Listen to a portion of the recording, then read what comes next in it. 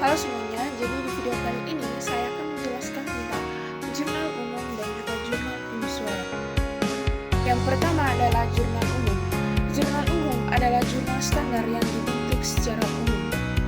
Jurnal sendiri merupakan catatan akuntansi permanen yang pertama setelah bukti transaksi dan digunakan untuk mencatat transaksi keuangan perusahaan secara kronologis. Tujuannya yang pertama, untuk mengidentifikasi setiap transaksi keuangan yang terjadi dalam perusahaan. Yang kedua, untuk melihat dan menentukan nilai transaksi yang terjadi. Yang ketiga, untuk mengetahui dampak ekonomi transaksi, serta dapat memudahkan proses pemindahan dampak transaksi ke akun yang sesuai. Kemudian yang berikut adalah fungsi. Jadi fungsi yang pertama itu ada fungsi historis. Artinya, jurnal umum melakukan pencatatan setiap transaksi berdasarkan tanggal terjadinya transaksi. Jurnal umum juga menggambarkan kegiatan perusahaan sehari-hari secara berurutan dan terus-menerus yang dilakukan dengan sistematis dan kronologis. Yang kedua, ada fungsi pencatatan. Jurnal umum digunakan untuk mencatat setiap transaksi yang terjadi dalam perusahaan dagang. Setiap perubahan transaksi yang terjadi harus dicatat terlebih dahulu ke dalam jurnal umum. Nah, proses ini dilakukan agar pembuatan laporan keuangan perusahaan lengkap. Dan yang ketiga, ada fungsi analisis. Pencatatan dalam jurnal umum merupakan hasil analisis transaksi berupa pendebitan dan pengkreditan akun yang terpengaruh. Analisis ini akan meliputi penggolongan nama akun, pencatatan dalam debit atau kredit, serta jumlah debit atau kredit akun sesuai dengan catatan dalam jurnal.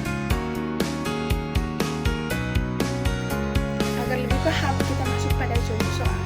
Jadi soal yang pertama, pada tanggal 2 Februari 2023, Pak Arga melakukan investasi sebesar 200.000 kepada perusahaan PT Maju Abadi. Nah, soal ini kita dapat menganalisis bahwa kasnya itu bertambah menjadi 200.000 isi di debit, modalnya juga bertambah menjadi 200.000 isi di kredit. Kenapa isi di kredit? Karena modal merupakan bagian dari kewajiban. Kemudian pada soal yang kedua, pada tanggal 3 Februari 2023 terjadi transaksi sebesar 10 juta untuk sewa kantor selama 1 tahun.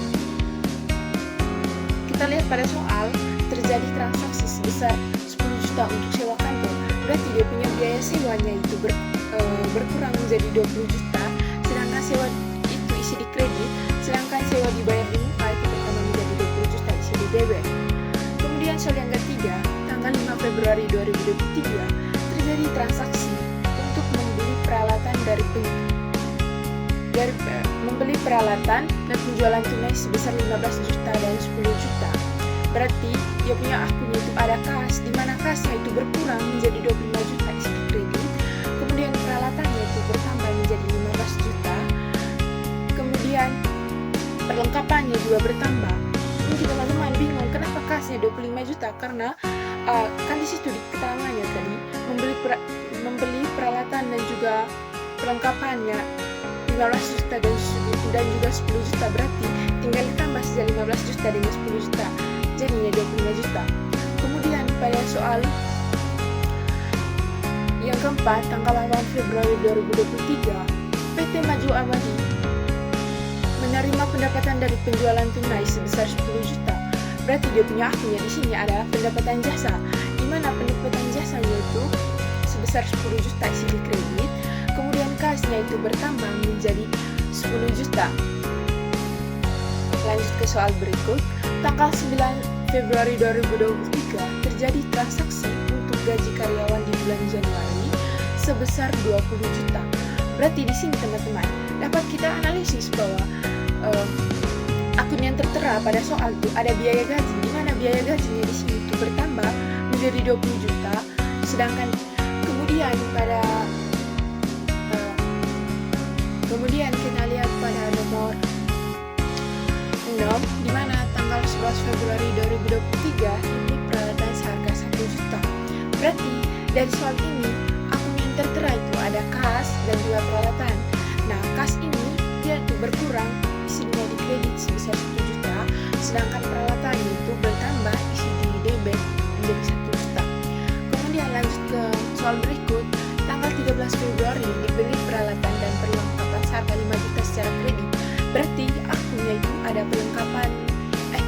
ada perlengkapan dan peralatan, habis itu dengan utang. Jadi perlengkapan dan peralatannya itu bertambah, isi di debit sebesar 5 juta, sedangkan hutangnya juga bertambah, isi di kredit, karena kewajiban itu kalau bertambah isinya di kredit.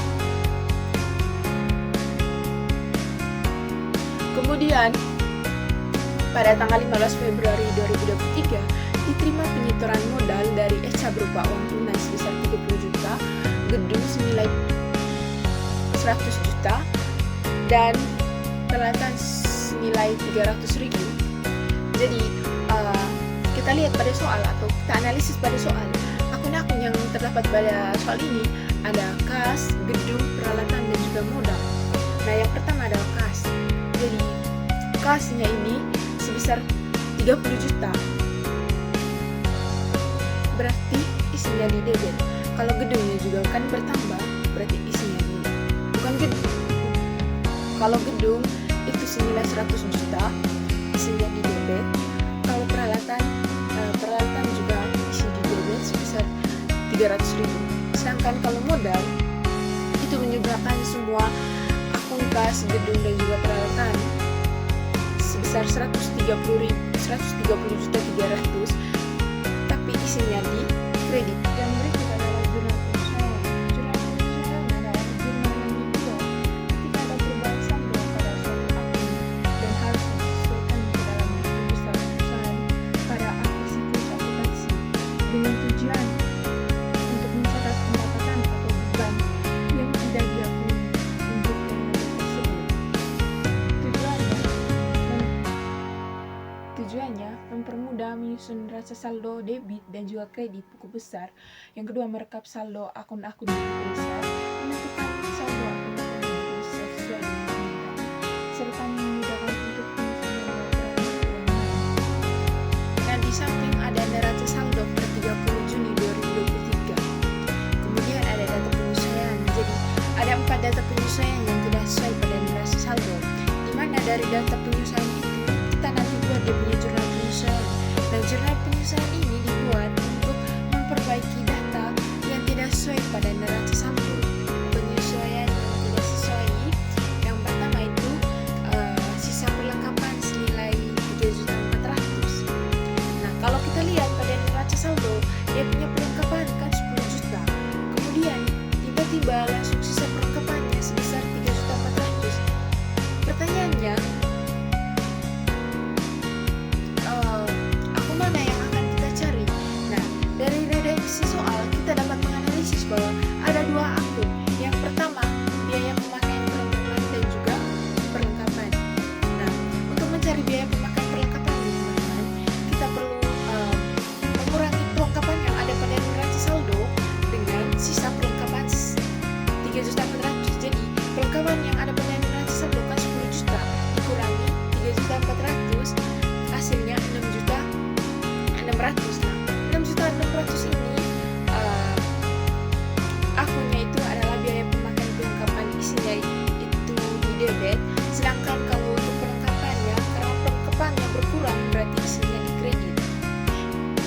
Yang kedua itu asuransi dibayar tanggal 25 Juni 2023 untuk 1 bulan. Nah, kita lihat lagi pada neraca saldo, di mana di situ di keterangan dia punya akun asuransi dibayar di muka sebesar 2.400.000 di debit. Nah, kalau kita buat dia punya jurnal penyesuaiannya, kan asuransi dibayar di muka dari tanggal 25 Juni untuk waktu 1 bulan. Berarti kita cari dia punya biaya asuransi dan juga asuransi dibayar di muka. Nah, untuk mencarinya kita buat dulu dia punya perbandingan.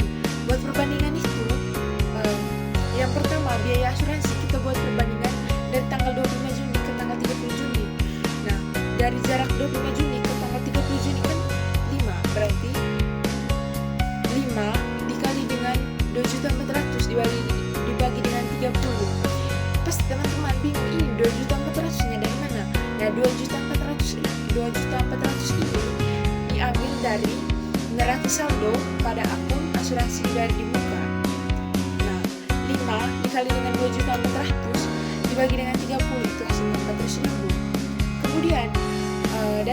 30 Juni ke tanggal 25 Juli untuk 25 Juli tahun depan maksudnya, jarak dari tanggal 30 ke 25 Juli kan 22 ini.